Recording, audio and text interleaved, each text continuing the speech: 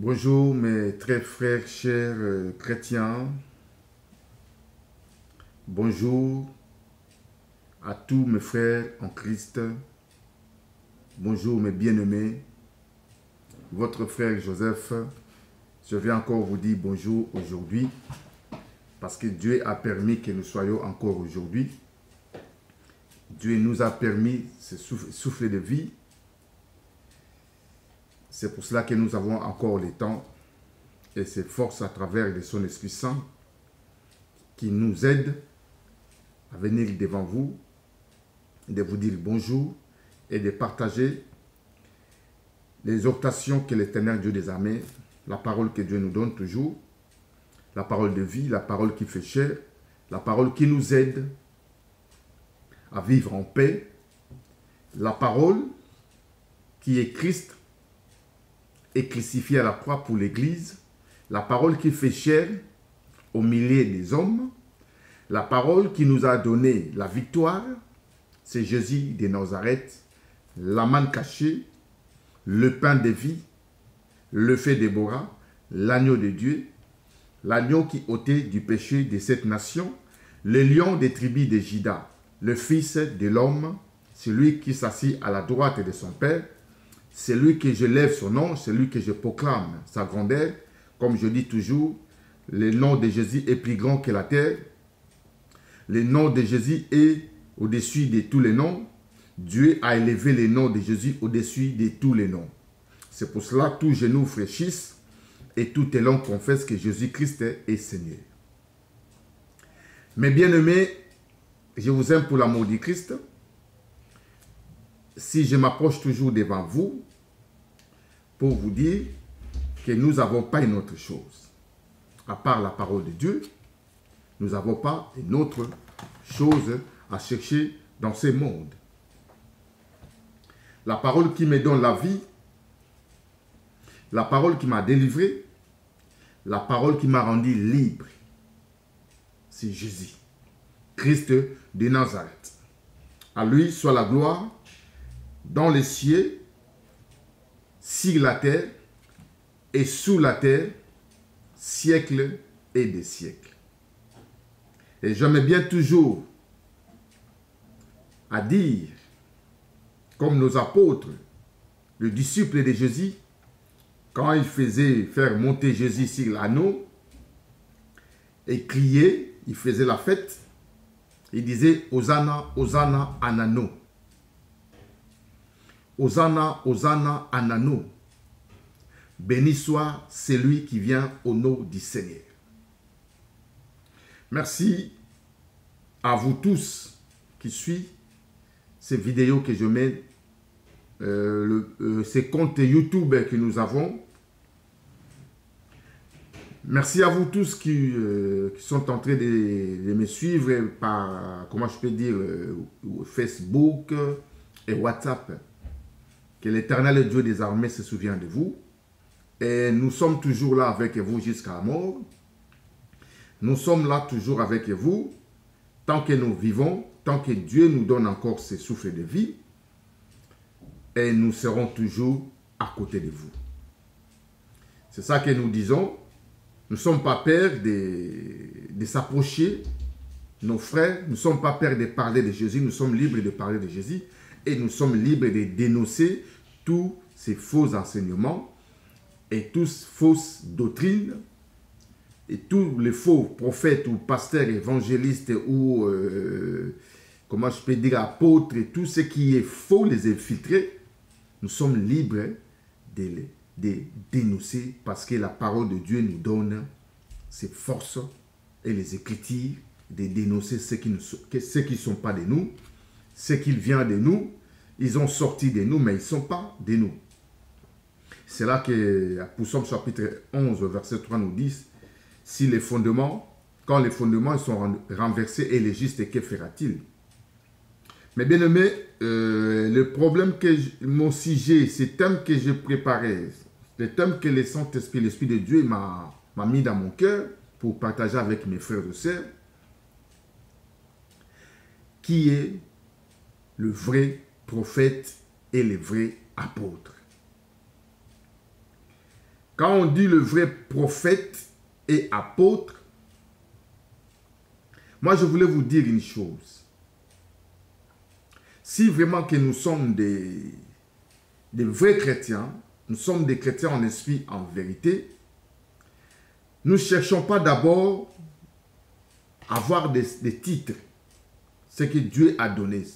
Dieu n'a pas donné de titres. Il ne faut pas que nous soyons confondus. Quand on parle des dons, ce n'est pas un titre. Quand on parle des dons, ce n'est pas une différence entre l'autre.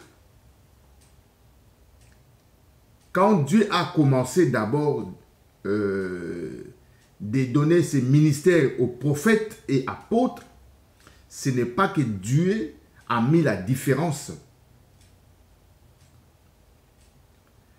Donc, moi, je pense que selon moi, ce que moi je pense dans mon cœur, je ne parle pas pour d'autres chrétiens et je ne juge pas d'autres chrétiens, mais par rapport de ce que moi je pense que les chrétiens, ils ont cette idée de la différence.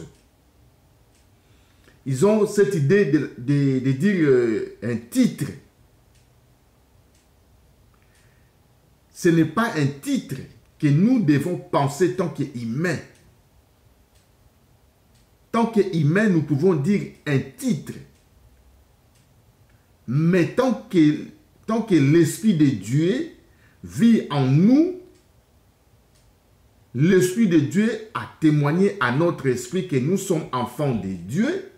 Un vrai chrétien ne peut pas dire de parler un mot qui est en dehors de la parole de Christ, qui appelle un prophète ou un pasteur ou un apôtre, il a un titre. C'est ça que moi, je dis, je condamne ça. Quand on parle des dons, c'est une sémence qui est différente avec une autre sémence qui est à l'autre. C'est une sémence.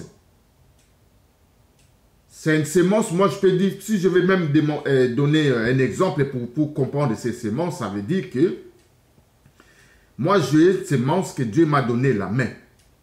L'autre a une sémence que Dieu l'a donné le pied. L'autre a une sémence que Dieu l'a donné la tête. L'autre a une sémence que Dieu l'a donné les yeux. L'autre a une sémence que Dieu l'a donné la bouche. C'est ça que nous faisons un corps du Christ. Mais il n'y a pas entre nous les chrétiens, quelqu'un il peut avoir son idée personnellement de dire ou pasteur il a un titre, c'est un titre.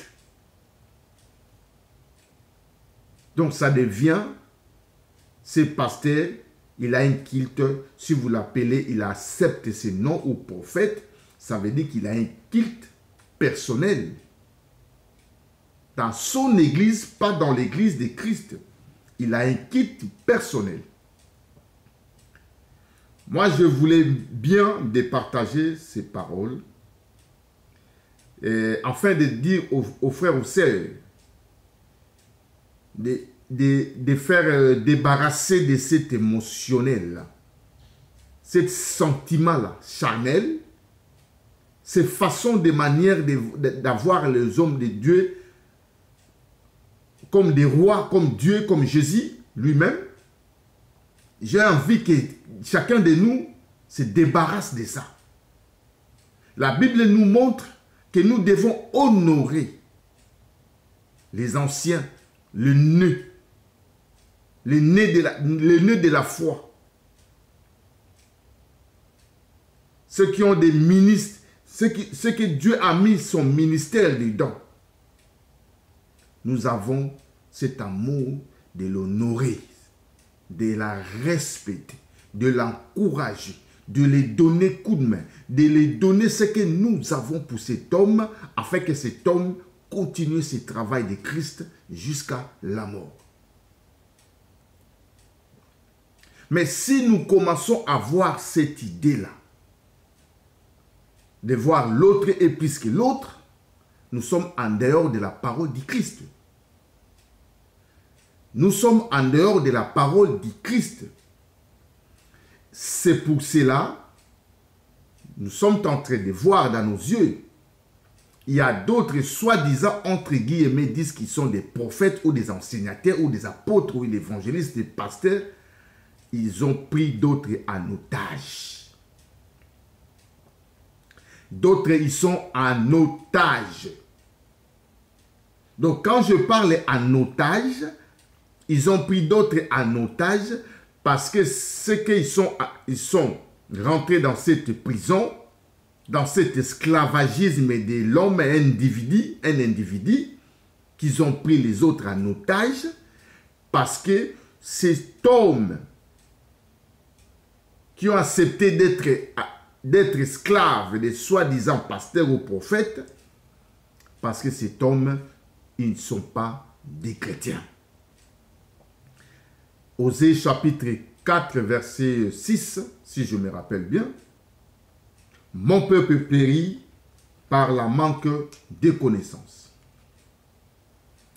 Mais si nous sommes vraiment des vrais chrétiens, aucun individu qui peut prendre les chrétiens en otage.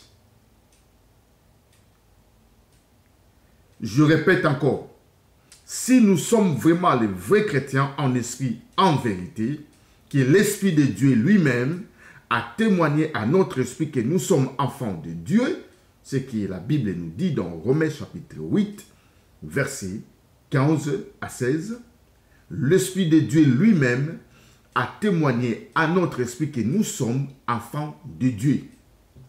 Donc cet enfant de Dieu, il ne peut jamais être esclave de l'autre. Il ne peut jamais être...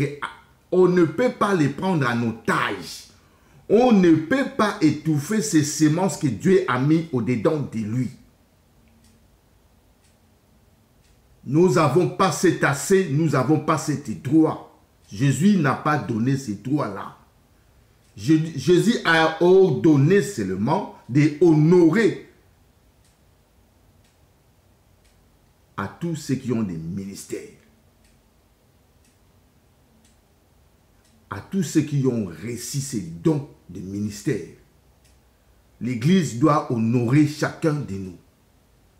Mais chacun de nous a leur valeur devant Dieu. Chacun de nous, l'Église, a leur mission de faire pour l'Éternel Dieu des armées. Chacun de nous a leur mission avec Christ. Chacun de nous a leur mission avec le Saint-Esprit. Personne, il peut penser à lui-même qu'il n'ait rien à faire avec l'Église. Ils n'ont rien à faire avec l'Église. Non. Tous ceux qui ont reçu. Jésus a parlé. Quand il nous a parlé dans le livre de Jean, chapitre 1, verset 12, il a dit, à tous ceux qui ont reçu, à tous ceux qui ont crié à son nom, la parole lui a donné le pouvoir de devenir enfant de Dieu. Si vraiment réalité que tu es devenu enfant de Dieu, tu n'es pas esclave à qui que ce soit. Donc cela veut dire que le pouvoir que la parole t'a donné, la parole c'est Christ. Christ a donné le pouvoir à chacun à l'église. Donc cela veut dire que tu as un pouvoir de Dieu sur toi et tu as une sémence, tu as une onction. Je suis tenté de parler à ceux qui ne comprennent pas la parole de Dieu. Je suis tenté de parler à ceux qui n'ont pas la révélation de la parole de Dieu. Nous pouvons lire Éphésiens chapitre 2, verset 20. La Bible dit, vous avez été édifiés sur les fondements des apôtres et des prophètes. Jésus-Christ lui-même étant la pierre angulaire. Donc cela veut dire quoi dans cette verset? Si vraiment que nous sommes des chrétiens, on doit comprendre cette parole. Vous avez été édifiés sur les fondements des apôtres et des prophètes. Donc cela veut dire,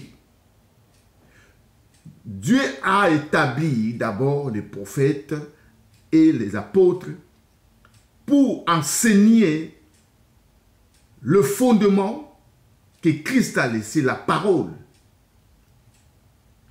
À d'autres termes et dans d'autres langues, on peut dire beaucoup. C'est une racine. Il est en train d'enseigner pas seulement les fleurs des arbres, mais il est en train d'enseigner racine. Il enseigne la racine. Donc, racine, cela veut dire que ceux qui sont cachés dans les arbres, que les gens ne voient pas, les apôtres et les prophètes, il est en train d'enseigner, de construire âme des chrétiens. Je veux bien que nous parlons d'abord de ça.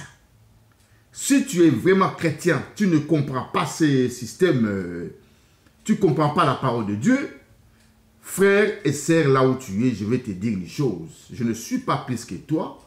Moi aussi, je suis en train de courir. Pas pour perdre la couronne. Je n'ai pas encore réussi ces couronnes. Et je suis en train de courir, de ne pas perdre. De ne pas moi-même d'être rejeté devant Christ.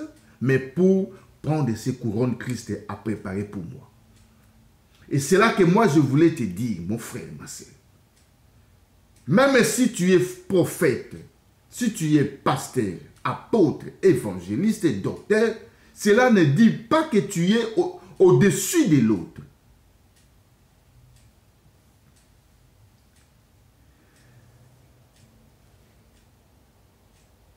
Vous avez été édifiés sur les fondements des apôtres et des prophètes, Jésus-Christ lui-même étant la pierre angulaire.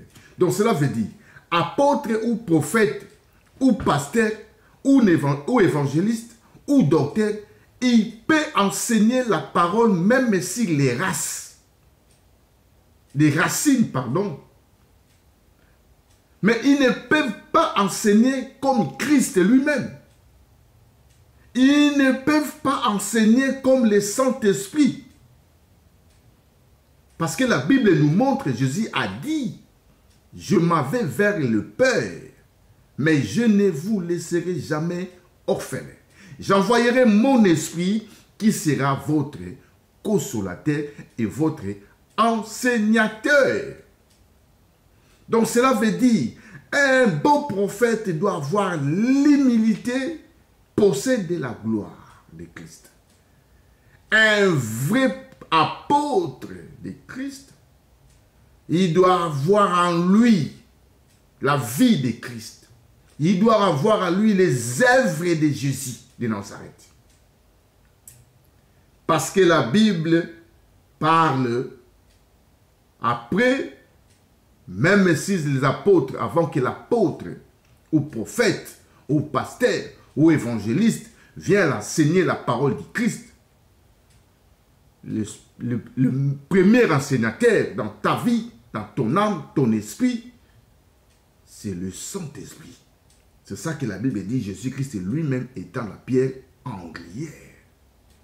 Bien-aimés, frères en Christ, il ne faut pas être condamné encore. Parce que Romains 8, premier verset, apôtre Paul, notre modèle, il a dit, Romains 8, 1, maintenant, il n'y a pas condamnation à tous ceux qui ont cru en Christ, en Jésus-Christ de Nazareth. Quand ils ont dit, maintenant, il n'y a pas condamnation pour tous ceux qui ont cru en Jésus-Christ de Nazareth, cela veut dire quoi, frères et sœurs?